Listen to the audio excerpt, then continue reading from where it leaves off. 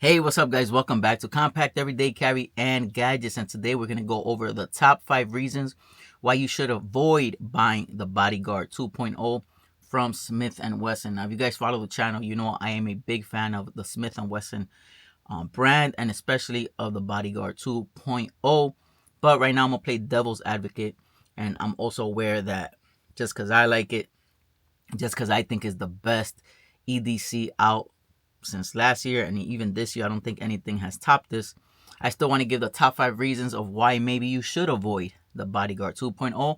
That way, if you're out in the market trying to make a decision, kind of bring up some points, and maybe it helps you guys decide on what to do. So yeah, let's just start off. Like I said, top 5 reasons why you should avoid purchasing the Bodyguard 2.0. Now, reason number 1 might be too small for big hands. Now, if you have big hands, you could definitely find the Bodyguard 2.0 too small. Now, I have said in previous video that I don't know how Smith & Wesson was able to make such a tiny gun feel really good to handle and really good to hold. The reason why I got rid of the Gen 1 Bodyguard and I never purchased it again, even though I went back to those stores multiple times trying to convince myself to buy it, was because every time I held it, it just felt too small. I couldn't get a full purchase on the firearm. I had to have I think it was 2 fingers, or at least one if I had the pinky extension, at least 1 to 2 fingers hanging because I could the handle was just too small. So if your hands are too big, this Bodyguard 2.0 might be too small for you and you might need to avoid it.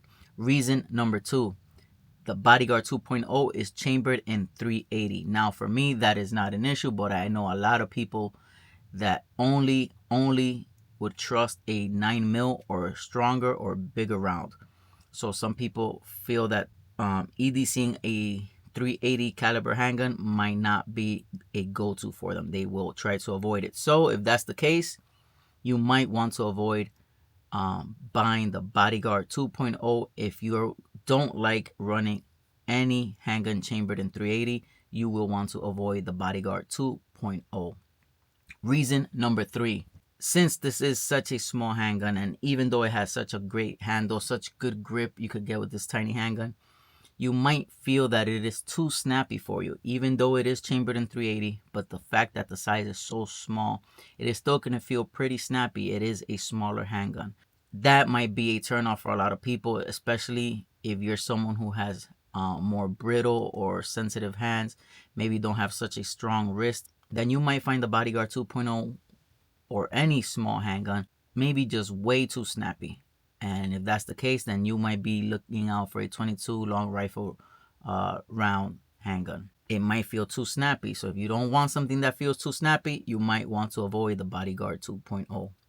Reason number 4. Now, this is really my reason and probably the only thing I had to complain about the Bodyguard 2.0, and that is that the Beaver tail is way too extended for me. I would have loved to see them, let me just show you guys. I would have loved to see them end the Beaver tail right at the slide. So right where the slide ends, I wish they would have just end the Beaver tail right there. But as you can see, it extends probably 1/4 of an inch past the slide, which I'm pretty sure they had their reasons. When these guns are so small, you always run the fear of getting some slide bite. So that's probably the reason why they tried to avoid it. But when I'm everyday carrying this definitely pierces my stomach. Especially if I'm sitting in the car and I'm keeping the holster in with the firearm while I'm driving, that is definitely piercing my stomach. So that is definitely another reason why you might want to avoid buying the Bodyguard 2.0, especially if you're a little heavier set person and have a belly. That Beaver tail will definitely pierce through your stomach. Well, I won't say through the stomach, but it will definitely cause discomfort and might be a reason to why you should avoid purchasing the Bodyguard 2.0. Now, reason number 5, and it's kind of an obvious one just because the gun is so small, but it's still a reason, because if you're looking for something that has this, then you're definitely not going to want to buy the Bodyguard 2.0, and that is there is no options for a rail or no optic option as well. Like I stated, it's pretty obvious. It is such a small and tiny package.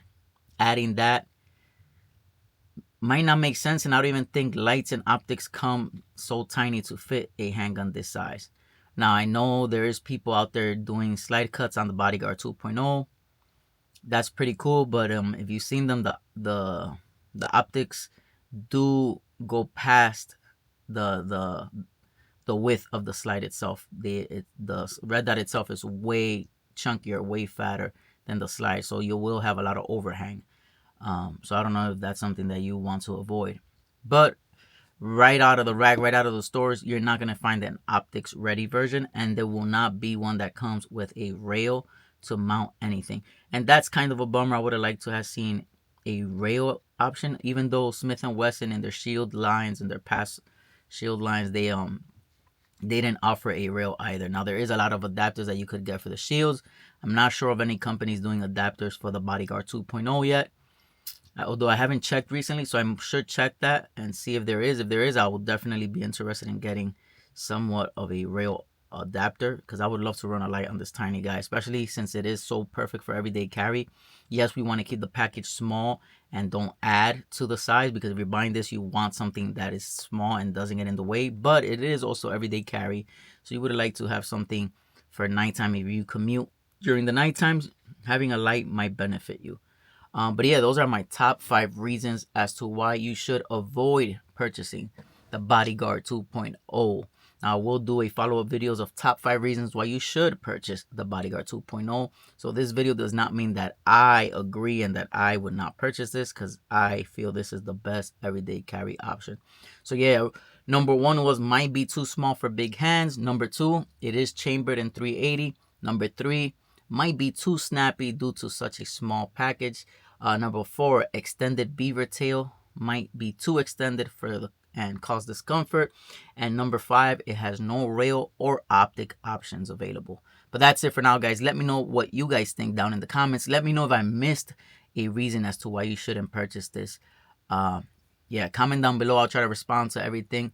And yeah, God bless, guys. Thank you guys for following me. If you don't, make sure you hit that subscribe button. Follow the channel. I am going to be dishing out a lot of content this week and following after that. But that's it for now, guys. God bless and take care.